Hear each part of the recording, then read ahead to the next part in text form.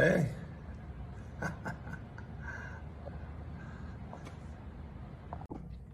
Hey everyone, Ryan here, local mortgage expert, ryanbolton.com. We're answering questions again off of Quora, and we'll be posting this to Facebook and a few other places. But love your comments, love your feedback, love questions that you want me to answer as we add this. I want to keep doing this each week, but really enjoy helping people with their real estate and mortgage needs. I'm a lender. I've been a lender since 1999 and help people with their financing needs in Utah and Nevada. So let's just jump into some of these questions that I found on Quora. So one of the ones I found here that I get a lot is, how do you remove mortgage insurance? Mortgage insurance is an insurance that protects the lender, that if you default on the loan, that insurance covers their investment, whatever they aren't able to sell the home for. It covers a certain percentage, it can cover the whole thing. It depends on which type of mortgage insurance it is. If you have mortgage insurance on your loan now, the only way you get rid of it is being less than 78% of the loan versus the value. Now, here's the trick though. Many lenders don't let you use the current value. They go off of the value when they first did the loan. So even if the value is doubled or tripled, then you wouldn't be able to get rid of the mortgage insurance until you're under that 78% on the loan versus what you originally borrowed. They also usually require you have it for 5 years no matter what. That's built into most mortgage insurance policies, that you have to keep it at least 5 years. So you really want to check as you're closing the loan how you get rid of it.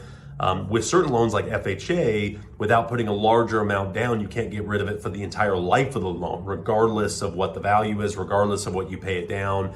You have to keep that mortgage insurance for the life of the loan. So keep that in mind as you're trying to buy a home. Mortgage insurance is typically if you don't put 20% down. That's when that mortgage insurance is required. If you don't have mortgage insurance, if you're in the process of buying a property, there's actually options where you can pay a one-time fee and remove the mortgage insurance.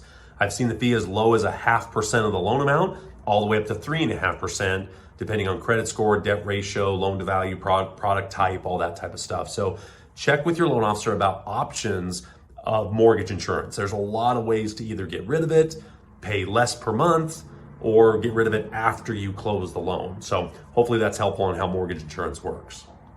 Let's find a couple more questions on here real quick. What are some important things you should know when buying a home? I can see this question's on Quora already, and it's gotten 690 answers and counting right now because there's so many things that go into buying a home. And I would say the number one tip is use experts. Use the right real estate agent, use the right mortgage company. That will save you a lot more headache than probably knowing all the ins and outs of every single loan program, because there's so many ways to get financed. So there's different boxes and different programs and different things of that nature. So just giving you a list of the things that everybody should watch out for might not apply to your specific situation. So that, I would say, is number one, is use the right team, the right expert, the right real estate agent. That will save you a lot of hassle. Next, I would say get pre-approved a little bit sooner. I can't tell you how many times people wait till their lease is up or they got to be moved out, and the stress that causes is crazy. And it's something where when you have a limited time frame, you also limit your options. Maybe there won't be the home on the market that you want. You just got to be out, you got to move, or your rent's going up, or something crazy is happening, or you're moving jobs or something like that. So give yourself a little more time. Get the pre-approval process started sooner and pull your credit. So many people I talk to say, oh, I don't want to pull credit yet. Oh, I don't want to ding my score. I don't want it to hurt my score. Well, it only hurts your score very little, and especially if you haven't pulled your credit in months or even years, dinging your credit's not going to be that big of a deal. It really isn't. And if you give yourself enough time, if that ding does hurt your score, you've given yourself enough time to maybe fix other things on the credit to get to a higher credit score, so you're in a position to get a better loan. So I would say that best answers the question. Use the right experts and get pre-approved earlier. Give yourself enough time to make sure you get the right loan and you have as many homes to choose from because you give yourself more time. Worst case, you close early and you have 2 weeks to move out. Maybe you double pay lease a little bit with your mortgage. For a while. I tell you, that is well worth it to not have to be rushed to get out of one house and into the next one the same day, or get movers rescheduled, or something gets delayed. And the headache that causes is so easily avoidable if you're using the right team and just starting just a little bit earlier. All right, let's see what else we got here on Quora. I've just got some great questions that are on here. So Here's another one that says, what are the top 2 things people need to know about buying a home? I think we just hit that one. So that one's, looks like that one's coming up a bunch. What are the things to look for in pre-purchase home inspection? So I really recommend home inspections. They are worth their weight in gold. Have a professional go through the home that finds something wrong. I guarantee you, every home inspection I've ever seen finds something wrong with the home. They spend hours in the house going through every plug, every switch, every faucet, they're trying to find something wrong. They're gonna get up in crawl spaces, they're gonna get up in attics, they're gonna take photos. Their job is to find something wrong. And I don't care if it's a brand new home or a 50-year-old home, there's stuff wrong with it. Now, whether it's a deal killer is another situation, or whether it's something you can use that to negotiate maybe the price of the home or the repair or something like that. So get a true home inspection. But while you're doing your walkthrough, that's probably one of the trickiest times, because you're kind of wide-eyed, you're looking around, you're trying to like the area, the light, it's a new house, you're kind of walking through, you don't really catch everything in that first walkthrough. That's why I recommend getting a home inspection instead. But some of the things I always look for is the roof lines. You want to check to see if there's any mold or discolorization in the roofs, or any cracks where like the sheetrock is cracked or something like that. Those are some of the things you want to kind of look for when you're doing your first walkthrough. Water damage, things like that. All right, let's see. Let's go into this section here. Let's see if I can find something else real quick. Let's see. Okay, here's one right here. It says, why does mortgage companies offer a better rate if you do an impound account? So impound is for your taxes and insurance. They're also called escrow accounts. This is where you take your yearly insurance and your yearly taxes, divided by 12 months, and add that to your mortgage payment. So here in Utah, property taxes are due every November. So most people choose to do the escrow account because that's a $1,000, $2,000, $3,000 bill right in November, right before the holidays. And usually it's just easier to split that up over 12 months. Same with the homeowner's insurance, that's due typically once a year as well. That can be just due on the day you purchase, then 12 months later it renews and you owe it again. So there's not like a set month every year that's due. It depends on when you buy the home or refinance, that kind of thing. So why do mortgage companies offer better rates and terms? I don't know anybody that does better rates and terms, but there is fees in Utah if you don't do an escrow account. And the reason being is it decreases the risk to the lender, because if you don't pay your taxes, the county or the state can come and take the property away, which means the mortgage company could be potentially out of their money, or they would not get as much as if they took over. So it just lowers their risk. And if the insurance lapses, then they put forced place insurance on there, and it's a lot more expensive, just like on your car. If you don't get your car insurance and the lender requires it, they'll put a forced place insurance on there. So these escrow accounts minimize the risk that there could go something wrong with the property taxes or with the insurance. So lenders want to have those escrow accounts on there.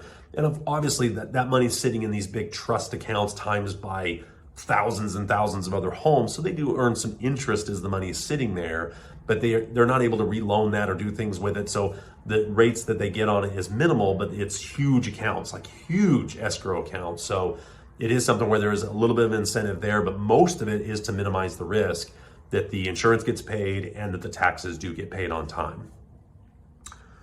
Let's see what else we got right here. Let's see, if I get pre-approved for a loan, what happens to the money if you don't use it to buy a house or a car? So it's not like they're setting aside the money, especially in homes. They're not setting aside the money, they're just pre-approving you for that particular amount based on the program. Now, if the program disappears or it's not available anymore, then that approval can go away as well. Also, if anything changes with your situation, with your job or credit or something like that, that can affect that pre-approval. But it's not like they're saying, okay, you're pre-approved for $500,000, we're gonna set $500,000 aside. It is something where they'll have that money available through other channels or other means. It's not just sitting aside if you don't buy the house. So if you do get pre-approved and decide not to buy a home, it's not like you're obligated to do the loan. Just like we're not obligated to do the loan if something else changes, like your income, assets, credit score, or something like that. So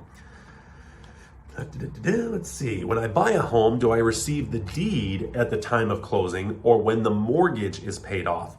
In Utah, it's a deed of trust that the mortgage is tied to, so it's security against the home. So it's collateral against the home. So that deed is kind of reserved until the loan is paid off. So you don't get the deed to the property, but that does mean you are an actual owner of that property. They're just a lien against the property. Let's see.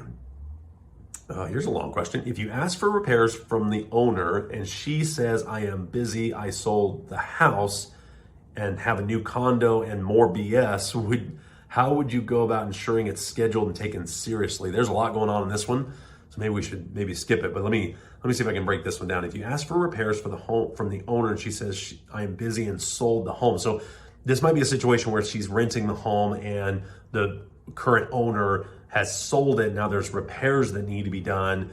Technically, until it's sold, she's still responsible for it. So the original owner, until it's actually transferred ownership, that person would still be responsible for it. So being too busy is not a really good excuse. It's something where it's too bad, I'm still the renter, these things are broken, and it needs to be addressed. Now, you might try to reach out to the real estate agent involved and say, hey, there's a problem, I'm not getting a hold of the seller.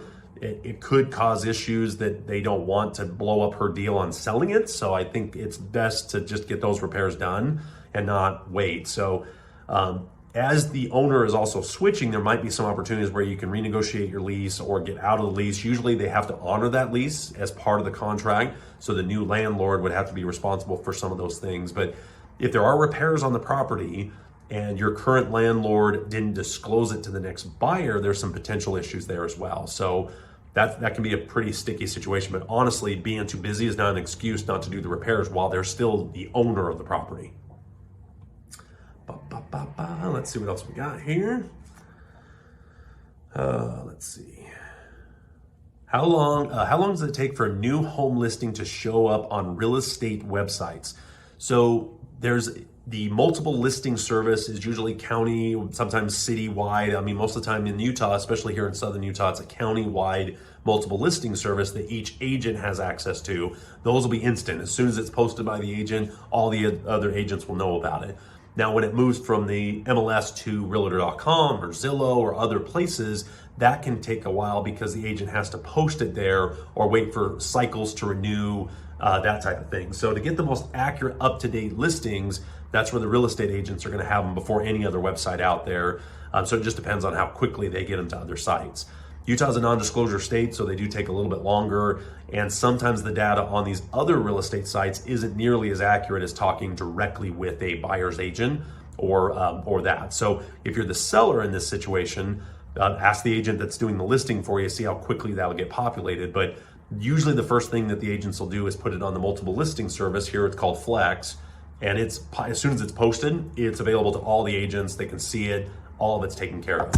So it is something where it's usually pretty quick. Let's see. Let's see how much time we got. That's about 13 minutes or so. Let's do maybe a couple more. Is it better to buy 3 smaller rental properties to rent to 3 families or 1 larger property to rent to 1 family?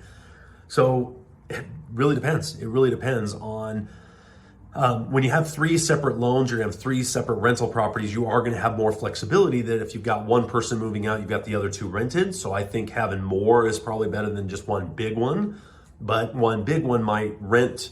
I would say the smaller one's probably better.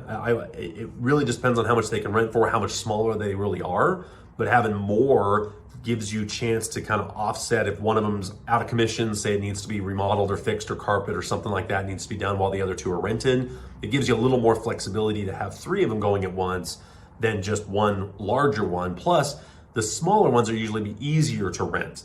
You'll have more potential renters in that category, so you'll have maybe a better chance to be more consistent with the rents. Where if you have a larger home that rents for more, the amount of people that can qualify or looking for that type of home might be a smaller margin. So I lean towards having more rentals than just 1 large one because you can just kind of diversify your risk a little bit and just have a little more flexibility. Let's go 1 more here real quick. So we're gonna find a really good one for you. If you have a question, please comment, please post. If there's something you want me to talk about, I'd love to answer your specific questions and kind of drive where this show goes. But I really like going over this stuff. And I was doing it on Quora and just kind of typing it up. And I said, I need to just film this and just have some fun with it. And that's kind of why I just started doing more with YouTube and posting these videos. Let's see. What does conditional approval mean in a real estate contract? So I don't know a lot of them that are conditional approval from my world is meaning that you've gone through the underwriting stage, they've approved the loan with final conditions. The final condition can be maybe the pay stub that we have in the file is old, or maybe the appraisal on like a new construction, the home wasn't completely done yet, so it's approved pending the last little crossing the T and dotting the I. So a conditional approval is when you're really more approved than just an initial pre-approval because it's actually gone through an underwriting stage. So that's the final stage before you get the wonderful one that's clear to close. That's what you're trying to get to. That's where all the conditions have been cleared as well. And there's nothing outstanding for the underwriter or anything to review. Once you get clear to close, there's still a funding department. They may find a few little things that need to be updated. I've seen sometimes where maybe like the homeowner's insurance is misspelled or something as far as the name or the address, or our mortgagee clause is misspelled, or little things like that sometimes the funder will catch that maybe will delay funding or issuing the closing documents. But conditional approval is issued by the underwriter that has reviewed the bulk of the file, like almost all of it, hopefully as much of it as possible, and they just have a final little things that won't affect the ability to do the loan, but still need to actually clear it to close. So I hope you enjoyed this video. I'm gonna post a lot more. Again, I'd love to have you subscribe, love to have you comment on anything we should talk about going forward, but I really do love what I do for a living. If you need a home loan in the state of Utah or Nevada, check out my website at ryanbolton.com. You can download my free app. I have a little calendar there where you can schedule a call or a meeting here in my office. But I'd love to have your feedback and let me know what I'm doing right, what I'm doing wrong, and what I can do to better the show for you. So appreciate your time. Hope you're having a wonderful day.